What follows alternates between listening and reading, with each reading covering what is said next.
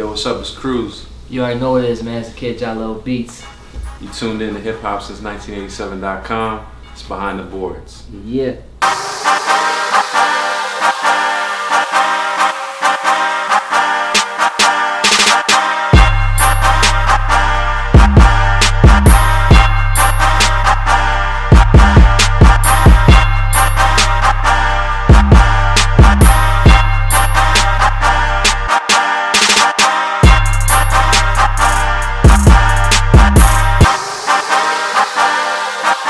Yo, what's up? It's Cruz, Meek Mill's engineer, Dream Chasers Records. Represent for Break It Down. It's breakitdwn.com. Check me out.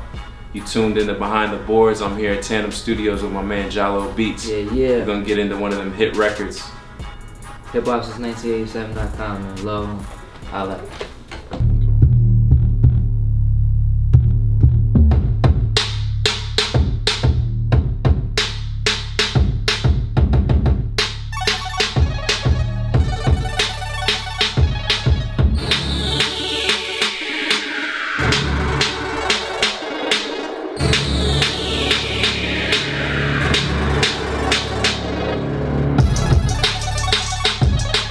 Alright, so we're about to get into a classic, Yeah, instant classic, yeah. soon to be classic. So I want you to give let the people know what we're about to go into. Yeah. And tell us the story on how it was created. So we about to get into this Meek Mill, Fuck Been Humble, FBH, off of this new EP. Man, the story is crazy behind this. Yeah. Meek and Cruz hit me up. They was out in LA at Encore, you know what I'm saying, and it was like, yo, we need some fire. I more so love like working on the spot with Meek, so I was just putting something together in the airport, and I ended up making this. And the crazy story is that I wasn't even done the record, you know what I'm saying? I just laid the melody down. Let me break it down a little bit. This was just something that I was just starting with, and I was gonna build off of it.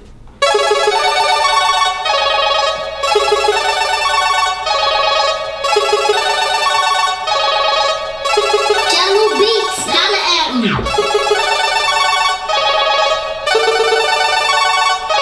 And if you pull up closer, I use citrus for this. Citrus plugin. It's a stock drink. So.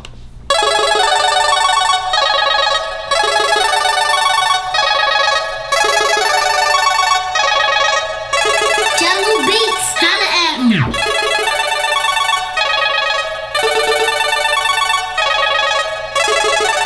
Play the whole drink.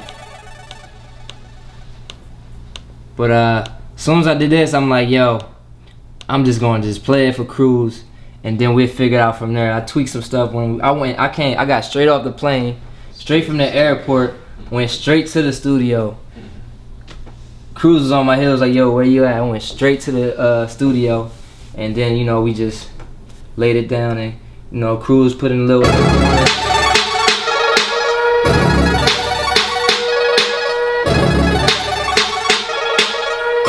Jahlil Beats, holla at me.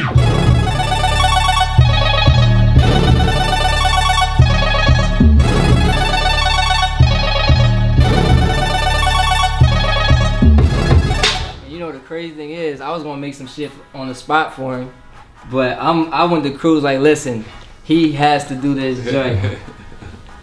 Soon as he got there, Cruz put it on. Yeah. He was like, yo, load that shit up. Load it up, and then And we was working on that all rest night. is I think history. Charlie Mack, shout out to Charlie Mack. Charlie Mack came through. Yeah.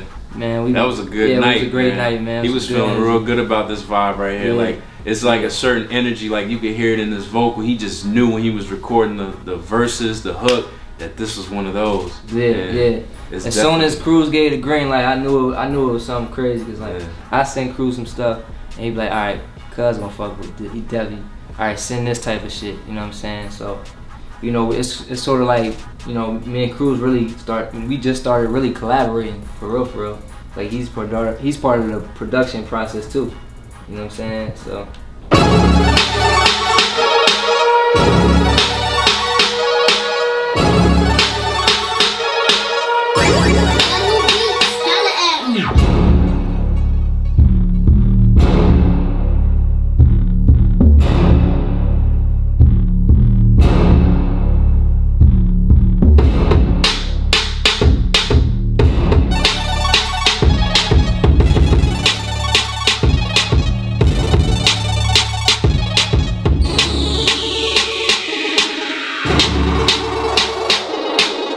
You know, Cruz did a lot of effects on there. He did a lot of filter effects on there. He switched the melodies around a little bit. Did a lot of crazy shit to it.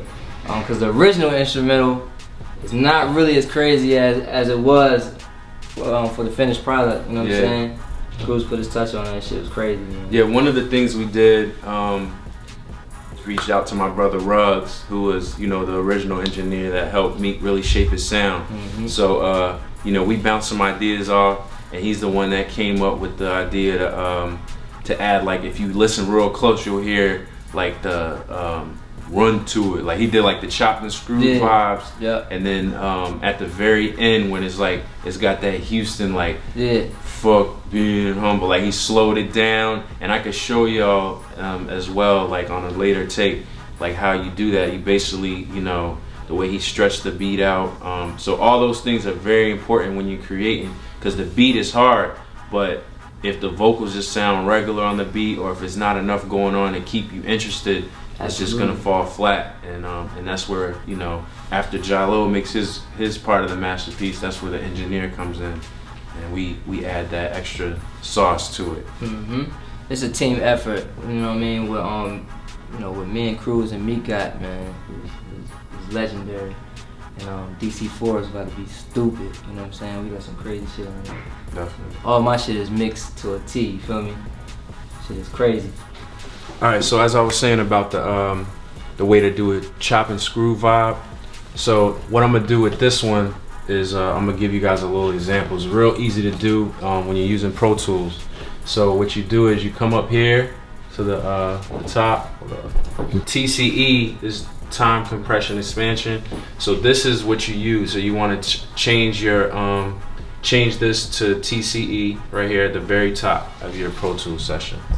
All right, and then you're gonna come here, pick whatever part of the beat that you want to chop and screw. So I want to do something right here. Like, let's see what this is. Okay. So right when the beat drop, I'm gonna chop that up real quick just to give y'all a vibe of how we do this. And depending on how dramatic you want to do it, you could change your grid. Right now I got it on bar. I'm gonna switch it up to half note, so that way it's not too dramatic of a chop. So I'm gonna take this part of the beat. Now what you want to do is you want to separate off the exact part that you're gonna be chopping up. So I want to chop up when the beat comes back in, when the drum hits. So I'm gonna hit B as the shortcut key, and that's gonna chop. You see how I just chopped it up? I'll undo it. So hit B, and it's gonna chop. It's literally just gonna slice the beat right over wherever you got your cursor at. So I sliced it there. Right, so then you come to the end or whatever part you want to chop and screw, and I'm gonna stretch that part out. All right, and let's listen to the difference.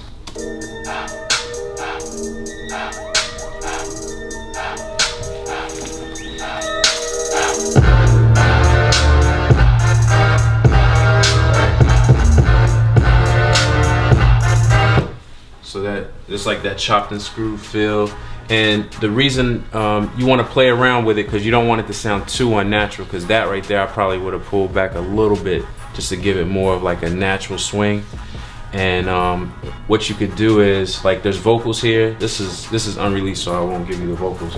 But what you're gonna do is that part that you slice, you want to hold down Shift and your semicolon on your keyboard, and just go like this, go down, and everything that's attached to that piece that you're gonna chop up, you want to make sure you got it all highlighted. So you want to include the vocals as well, and you're gonna hit B. It's gonna chop that whole part up. Hold down Shift and then stretch, and it's gonna stretch everything, the vocal, everything, the beat, the vocal. So that way you stretch the whole thing, and it's gonna give the vocal the chop and screw feel, the beat as well. So you got everything when you're doing that. So that was what I was going over. So I just wanted to give you guys a quick tip on how to, you know, add some different elements to your beat, like when you fading out, you want to blend into another record. That's something that we're trying to get more into with Meek's projects, and you know, you could just get real experimental with it. So that's just one piece of advice for up and coming engineers and producers. So one thing I want to ask you, on this record, it's already out, it's already banging in the clubs, you hear it in people's car. Is there anything you wish you could have changed now that it's out? I think you know, one thing I did want to change was putting the brass horn that I got in the beginning. Let me solo all this out. I wanted to actually add into the hook.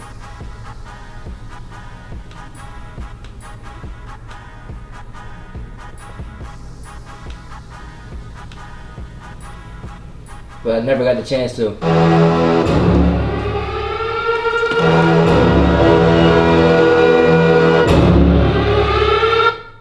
You know, I always use that low brass. I wanted to add it in the intro. Yeah. But I never got a chance to because he was rocking with it. That would have been crazy. So let me say that. Hold on.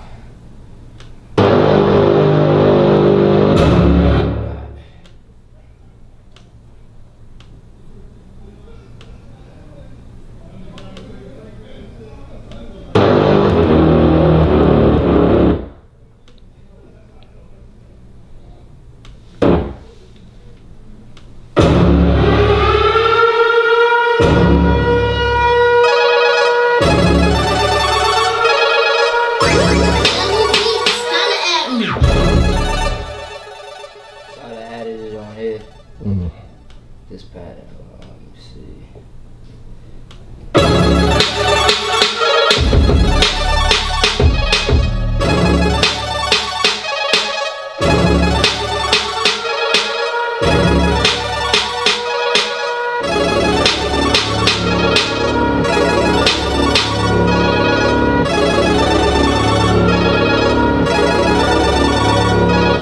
When I first heard it, I said, yo, I should have added that shit in the beginning.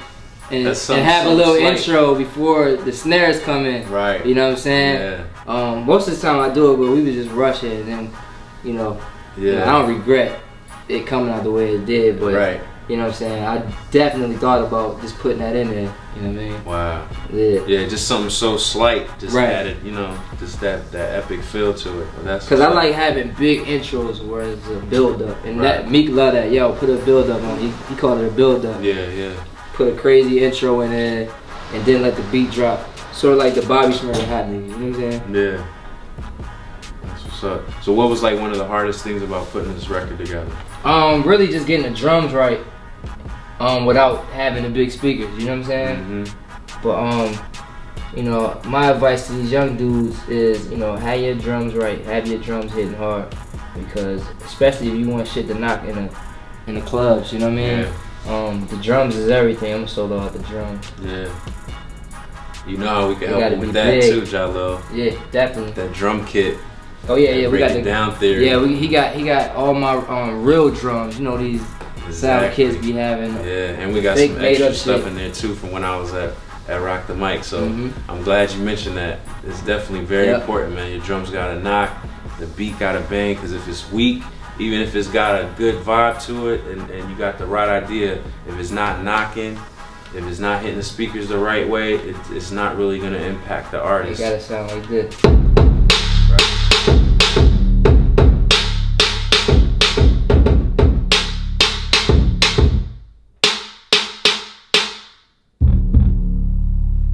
If that shit ain't quaking in the studio, you gotta go holler at the engineer, your engineer, or whoever is mixing your shit down. Right. You know what I'm saying?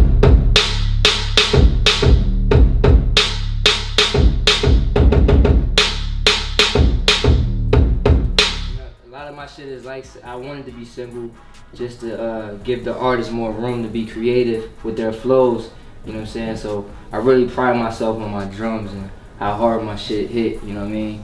And that's really the most important thing to me. And any young dudes that's just following, you know, that's been following my shit for years, you know what I'm saying? Definitely focus on your drums hitting hard, you know what I mean? All right, thanks for tuning in to this episode of Behind the Boards with my man Jahlil Beats. Yeah, pleasure, man. Thanks, man. Gave you that behind the scenes scoop of that FBH, that Meek Mill record. You know, tune into the next one. You already know if we starting off like this, you can't even, imagine what we got coming up for y'all. Word. So definitely stay tuned to Hip Hop Since 1987 for more, and appreciate the opportunity. Dope. Jahlil Beats, holla at me. You ready? What's that on that beat? Shout my hip-hop since 1987 niggas. HipHopSince1987.com. Talk to me about your new project that's out in the streets. Rich Craig, baby. I don't know what to say, man. It's just, I don't know, it's like an earthquake that came and fucked the trap up, came and fucked the streets up, shut the streets down. Rich Craig, baby, that's all everybody talking about right now. A new 13-track project. Before we get into some of the features and some of the music, talk to me a little bit about the artwork. It's very unique. You see a baby still inside the womb, but he's living the good life, living very lavishly. Talk to me about your artwork. You see a baby, you know what I mean? Like you said, inside the womb. You see cocaine, residue, powder, substances and shit because, you know what I mean? Like, that's what's in my system.